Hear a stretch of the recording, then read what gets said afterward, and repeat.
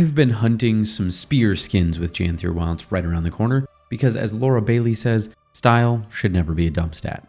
Even so, I also don't want to be broke for any of the new things coming out that I might want right away. So I've compiled 13 spear skins for you all today. One budget-friendly one I've found for each profession, plus some alternates. None of these are Black Lion or limited time, so there's zero fear of missing out here. We're kicking it off with the Boy in Blue. For my Guardian, I settled on Aliraska. It's less than 1 gold on the trading post to pick it up, and has a fairly ornate look to it that pairs well with the styles I tend to go for on my Guardian.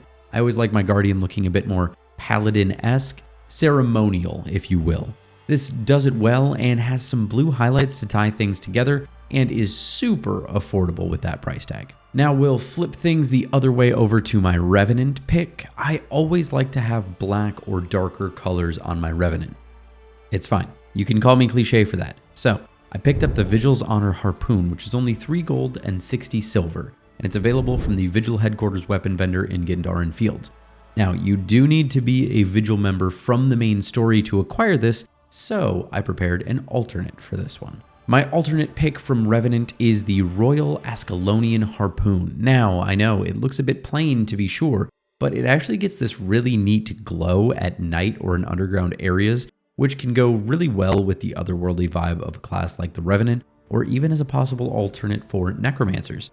This will cost 390 Dungeon Delve tokens, and in order to purchase it, you need to have completed the explorable mode of Ascalonian Catacombs 7 times. But contrast is always fun, so let's flip things from edgy and dark over to bright and fun. I've had a purple-pink theme going on my Mesmer for quite some time, and as such, I picked up the Peacemaker's Spear. It does have that Asuran engineering look to it, but it does have pinkish highlights and designs to it, which goes well with the outfit I have on my Mesmer.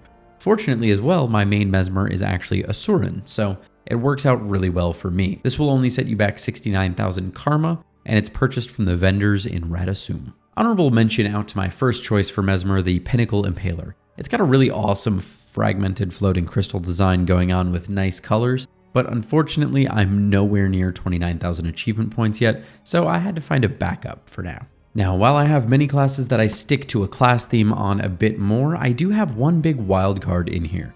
My choice for Warrior is actually the Corrupted Spear, a very Jormag looking weapon with icy spines jutting out of it. The reason for this is I dig the Frostfang look, and I've been wanting to work towards a full icy warrior fashion motif for a long time, but haven't had the time to dig into it hard. So I figured if I'm picking up a spear, this would be the perfect one for that. This can be purchased on the trading post anywhere from 17 to 40 gold. However, if you have the corrupted lodestones and 400 weaponsmithing, you can make it yourself for a lot cheaper. I picked up the few materials I was missing for it and spent less than 5 gold on this bad boy, and it was absolutely worth it. Now, the Corrupted Spear would also go perfectly as a possibility for an Elementalist, but so would the next 2 skins.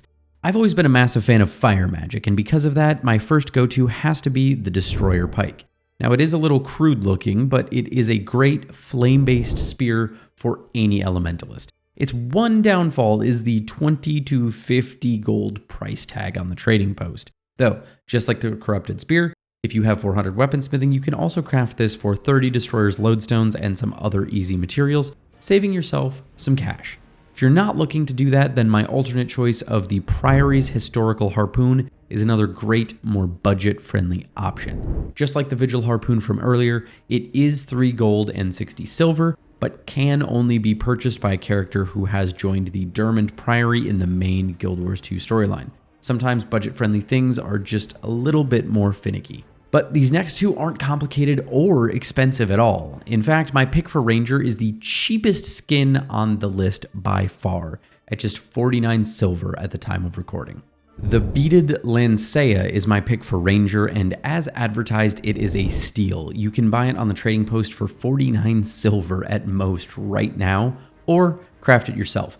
Though since you need sun beads from a karma vendor to do so, I don't think it's very necessary at all unless you're on the absolute tightest of budgets or just happen to have these laying around. Being a Hylic weapon, it's got a great traditional hunter look to it, which is why I think it's a perfect complement to a Ranger. Not to mention, my ranger already wears orange, so the colors even already matched pretty perfectly. Now, it may surprise you, for Thief, I don't tend to go the dark and edgy route. I leave that up to Revenant or Necromancer. So for Thief, I landed on Dragon Fury, a very clean and precise looking weapon that looks like it would be absolutely perfect for a professional assassin.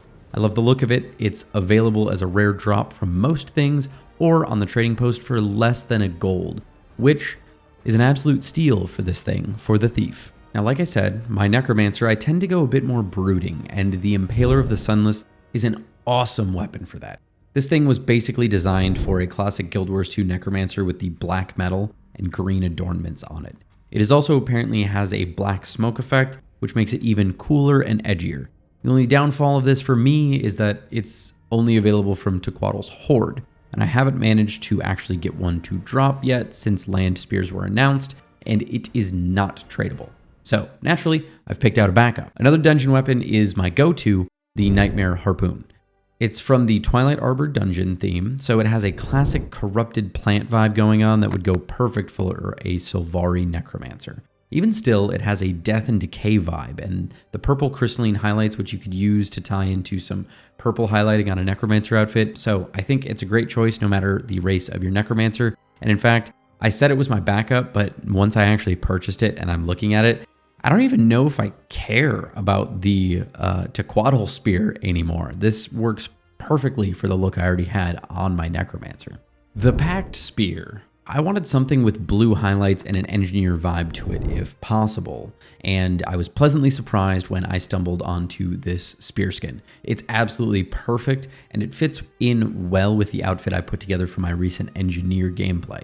The Packed Spear will cost you anywhere from 6 to 8 gold to pick up from the trading post, or if you have a character who has yet to finish the main Guild Wars 2 story, the final chapter of that will reward you with a weapon box with this choice available in it, getting your engineer ready for Janthir Wilds. And clicking this video right here will get you some great advice on how to get the rest of your account prepared for Janthir Wilds, if that's the sort of thing that's fun for you.